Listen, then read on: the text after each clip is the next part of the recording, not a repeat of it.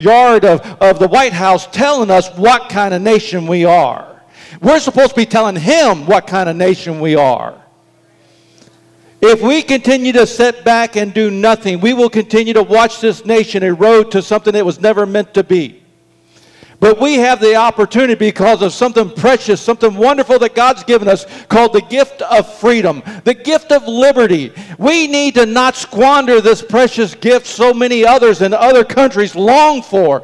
We need to realize what we have been given by God and take a stand for what we've been given and refuse to compromise it. Refuse to let others squander it. Refuse to let it be eroded and stolen from us, so that we can become subjugated to man again. See, our forefathers left England because they did not want the tyrant ruling over them anymore. They wanted to establish 13 colonies right here on this continent so that they could be free governing continents, that each one would be an independent state governing itself and yet collectively as a union or as a United States. That philosophy grew in number. We've become a great nation. In truth, if you really take stock, there's no other nation like America. Who else is expected to be the world police? I don't believe we should be the world police, but we're automatically thrust into it because of our greatness as a nation. And unfortunately, sometimes because of our politics. But we are a great nation. But you know what? A great nation is given great opportunities to do great things. Greatness is never for yourself. It is always for someone else. This greatness that we have as a nation is not for us personally, but it is for us as a nation and for the world as a whole. I believe that we live in a time where there needs to be a trumpet blast sounded so loud throughout this land, rallying to people to a new consciousness, a revival, if you will, to realize the time in which we live. Oh man, are we living in such a precious time. We are living in a great time that great things can still be done. But we cannot let our rogue politicians take this nation captive and subdue it and transform it into something that was never meant to be. This coming Saturday is Veterans Day. There'll be parades, there'll be all kinds of observances and so forth, as there should be. And we need to acknowledge our veterans because they're the ones who have fought. They're the ones who have done what they've done in order for this nation to exist. I think back to the Revolutionary War and how all that blood was spilled. Was it for naught? Was it for you and I to just become a bunch of couch potatoes? Or was it so that this nation could rise up among all nations and show itself as a God-fearing nation, a God-loving nation, a nation that would be a pinnacle, a beacon of light to a world in darkness?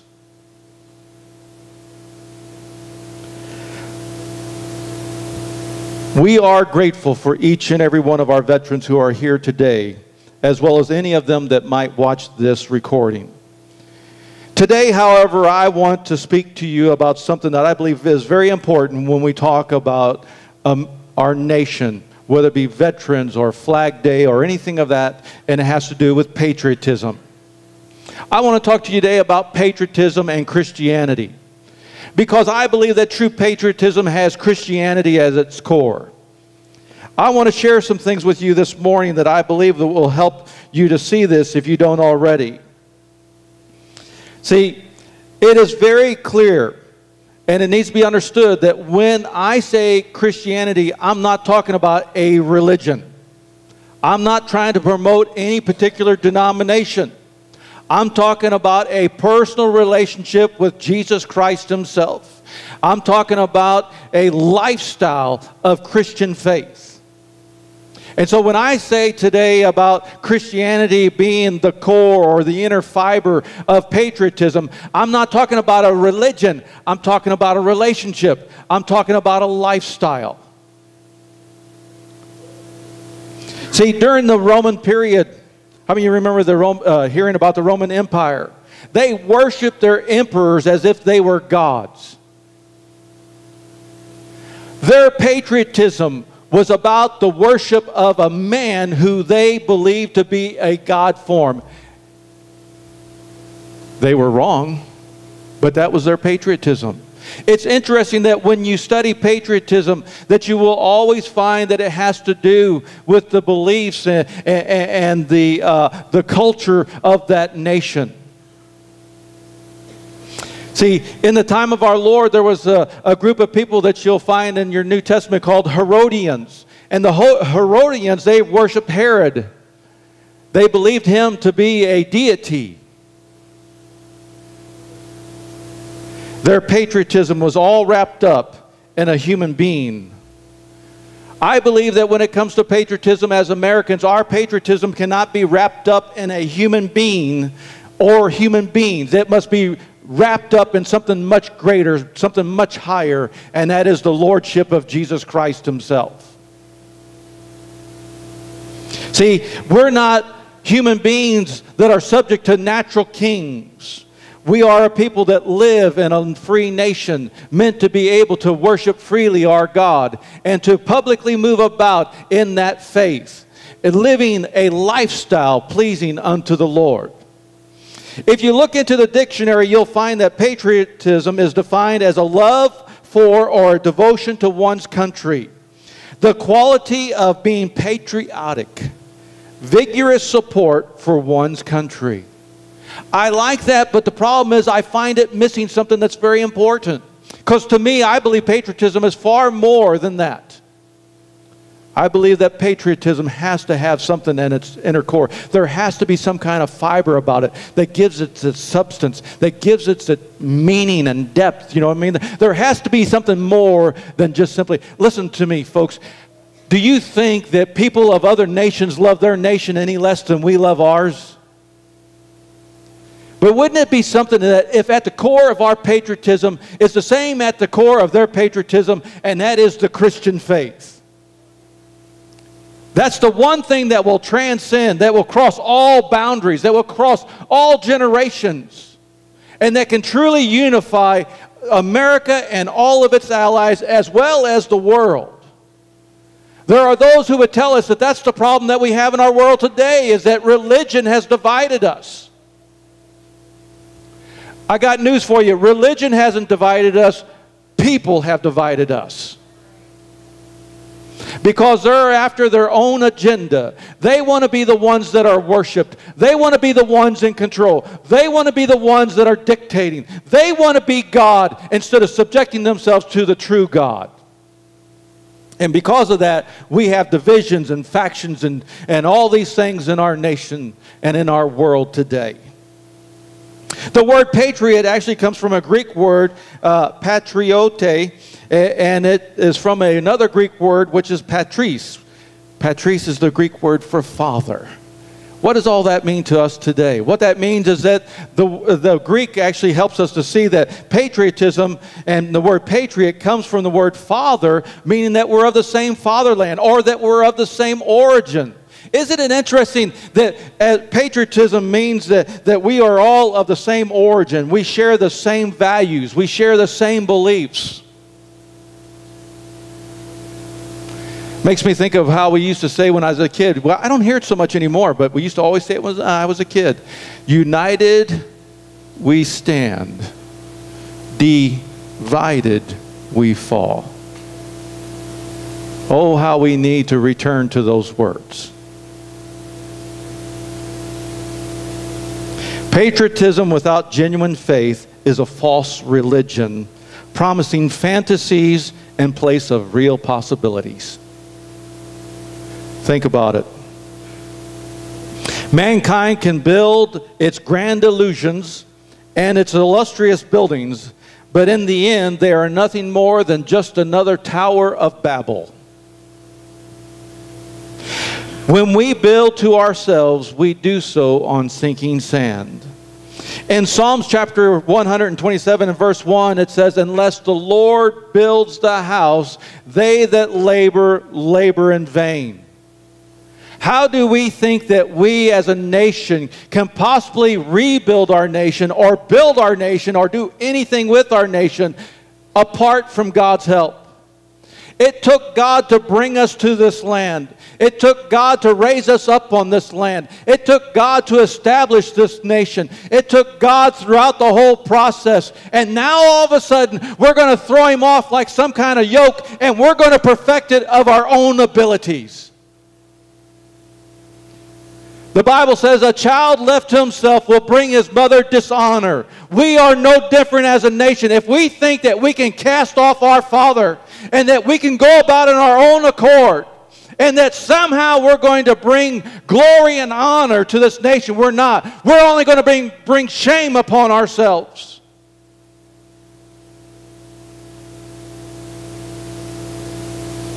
When our forefathers came to this land, Christian faith, I'm talking about the true Christian faith. I'm not talking about a religion again. The true Christian faith was a major part of their lives. Over the years, people have rebelled against God, and they have done their best to tear the Christian fabric from our nation. These rebels, which is what they really are, these rebels are taking our nation hostage and rewriting our history and changing our laws, all in the name of enlightenment. They're so much smarter than everybody else that preceded them. There's no one as far intelligent as they. They're so smart they know exactly how to rewrite our history, even though it's nowhere close to what it was. They want to tell us how our laws ought to be today. It's amazing to me how that they will let one do something so horrific and then punish one for something so mild. Oh, how just they are. As we used to say years ago, not. The Bible says, professing themselves to be wise, they became fools. And these folks are of the chiefs. They truly demonstrate just how foolish man can be apart from God. Darkness can never enlighten. And as long as these people are walking in darkness, they have nothing to offer us but darkness. They cannot give us what they do not have. So they automatically give us what they do have, and that is nothing more than the works of darkness. Their wisdom is not the wisdom of heaven, but the wisdom of this earth, which the Bible tells us clearly is devilish and foolish. We are, as a nation, gradually being massaged into a coma of deception. Also, those who are radical rebels who are trying to take this nation from us, trying to rob us of our very freedoms, trying to tell us what we can do and can't do, when we can do it and how we can do it. And the whole time they're pointing their finger at us, the church, and saying it's us that's doing it to the people. You know, it's those Christians. That's the problem. It's those Christians. We need to take out all these Christian elements that are in our nation's capital. We need to get rid of all these statues. We need to get rid of all these... Listen, folks, if I've ever lived in a time in my life where I can look so easily and see the actual assault, the actual attack upon our very nation's fiber, the very core, which is the Christian faith, it's today. You got to remember, Christianity does not mean you and I are perfect. It means we are forgiven. It means grace abounds. It means God still loves us and He's willing to give us another chance. It means that God is still for us and He will help us if we let Him. But these rebel holders of our nation want us to think that it's the Christians that are tearing this thing up because we're so intolerant. Oh my, has that word become something of our day? Well, you know, you just need to be tolerant. Really. So when they're burning cities, let's just be tolerant. When they're killing people because they want to jack their car, let's just be tolerant. When our prison systems are overflowing and all kinds of horrible things are happening in our nation, let's just be tolerant. That's not tolerance, that's stupidity. See, my mother and father, they were tolerant with us children. There were times when they could have spanked us, but they withheld the spanking instead, and they corrected us in another way. But there was a time, and I know it's not popular anymore, they put the heat on the seat, and it was needed.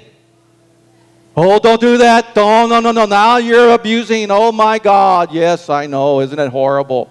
You know what? Spare the rod, spoil the child. I know it's not popular, but it's still in the Bible. That doesn't mean you have to beat them every time. Yep, I know it's popular. There is no clarity in darkness. Darkness, how can you... Let me ask you this. How many of you, when you get up in the night to go to the restroom or to the kitchen to get a drink of water, how many of you need some kind of light to see your way? Because how many of you know you can't see clearly where that bedpost is at? Your little toe's going to tell you, but your eyes aren't going to see it. Darkness has no clarity.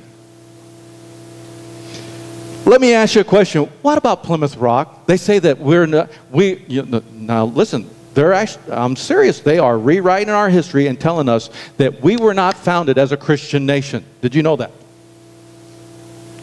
What about Plymouth Rock?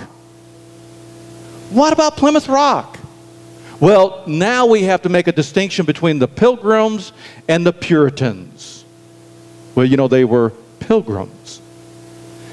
Okay, but you're telling me now that they're not Puritans, when it's clear from history they were. See, there's this deception, this misinformation that's going on in order to try to destroy the very fabric that has made America what it is.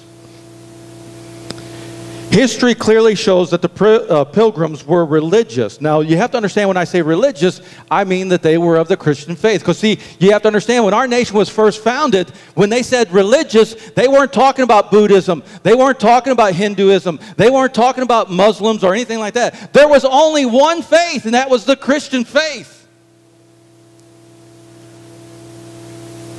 When they said God, they weren't referring to Allah.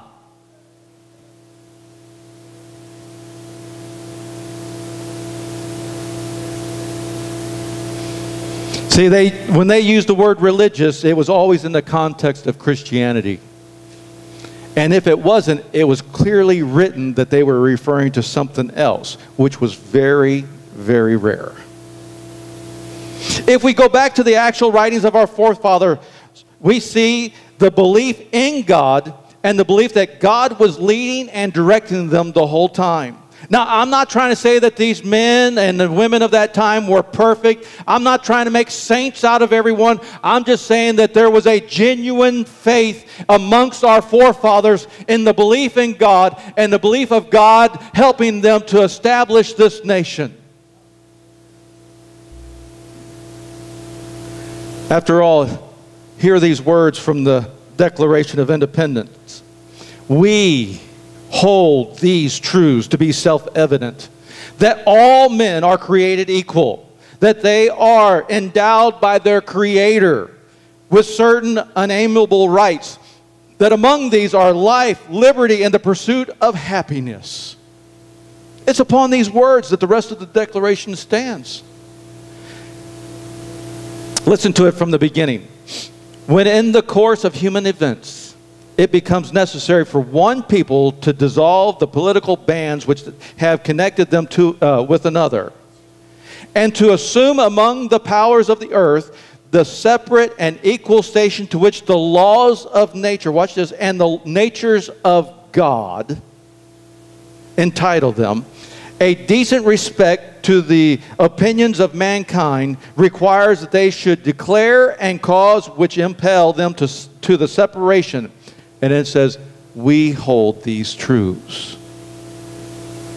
It's in this, the great document that establishes us as a nation and has governed us all this time was started with the belief in God, the dependency upon God. Remember, they sent this to King George in order to say, look, we're cutting ties. We're going to become an independent nation. And they weren't saying to King George, you know, King George, we think we've got enough guys, we're going to take you out. No, it wasn't anything like that. It wasn't based on military strength. It wasn't based upon numbers. They didn't say, you know, King George, we think we're educated enough that we can overcome you. No, it wasn't that at all. They had nothing else but God as their defense. And it was by God, through God, and with God that they stood up to King George and said, we are going to sever ties and we are going to become an independent nation under God.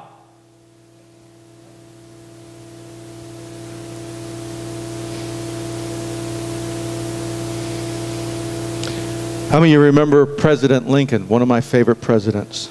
How many of you remember his address there at Gettysburg? I won't read it in its entirety to you today, but I do want to read the beginning and the end of it to you, where he begins by saying, 77 years ago, our fathers brought forth on this continent a new nation, conceived in liberty and dedicated to the proposition that all men are created equal. Listen, the moment you hear the word created, there's automatically got to be a creator, because you can't create anything without a creator. The moment you have creation, you've got a creator. The moment you got a creator, you've got God. Because nobody else can create, only God can.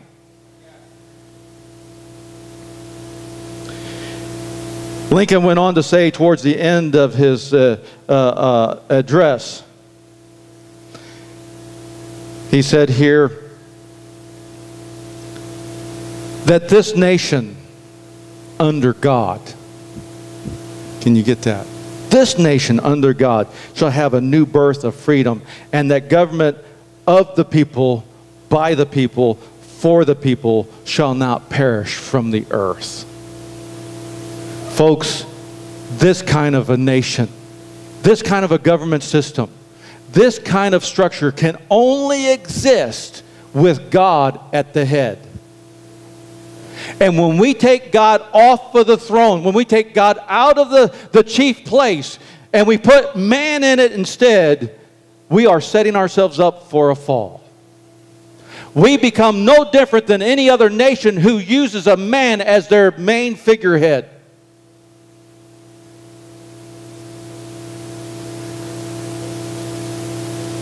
Every one of these veterans here today, and anyone that would be watching, every one of these veterans did not go to Vietnam, who went to Nam, or who went to the World War, or any other war for that matter, or any other military conflict. These veterans did not go to those places. They did not fight those battles. People did not lose their lives for a person called the president. Not one of you, I guarantee you, if you were to stand up and give testimony today, would say, I went to Nam for President Kennedy. Isn't it interesting? I remember when I was a boy, when our men were going to Vietnam, we used to say, for God and country. Nobody went there to be a Democrat. Nobody went there to be a Republican. Nobody went there for any political. That was part of the problem with Nam, was the politics. Nobody went for the politics. They went for the liberation. Our men who spilled their blood there at Vietnam did not do so just to fight another war. They did so to try to help a people. Unfortunately, our politicians turned it into another war. So that it became the unpopular war. Well, I got news for you. All of you Vietnam veterans, I thank God for each and every one of you. I thank God for every one of our veterans. But you know what? Yeah. I thank God for every veteran we have. But I especially thank God for you Vietnam veterans. Because I'm old enough to remember what it was like when you came home. And I know many of you were mistreated. I know many of you were not given the due respect you deserve. And I know we've tried to make up at it some point in time in our nation. But I want you to know as a pastor, I want you to know as a brother in Christ, I want you to know as an American citizen, I thank God for each and every one of you. I would to God that you had never had to go in the guise that you went, or that you had to suffer what you suffered. But you know what? I'm glad you're still here. I'm glad that you are able to still be here in this nation and watch God's hand in this nation as God tries to restore this nation back to its original heritage. I believe that we are living in a time where there is a resurgence, where there is a revival for America to return to God. And I believe that every veteran is meant to be a part of it. Not out of the politics of our nation, but out of the true faith that birthed this nation. For America, our true patriotism has Christianity at its core. And it is tightly woven into the thought, the passion, the motives, and the action of a true patriot. The words for God and country show this patriotic understanding of our forefathers and for those of our history. I want to share with you, just in brief here, something that happened to a senator back in 1891. His name is Senator Burroughs of Michigan. He was speaking at West Point. Senator Burroughs went on to say, soldiers should not be heedless to the sentiment of their songs and to the music of their bands. I would like to see every true American, soldier or citizen, when he hears the grand notes of our national air, talking about the national anthem, rise to his feet in patriotic recognition and uncover. Almost instantly, the band began to play the Star-Spangled Banner, and the Colonel Wilson, the Superintendent Colonel Wilson, and the entire battalion of cadets responded to Burroughs' patriotic suggestion by springing to their feet with a common impulse, which action was followed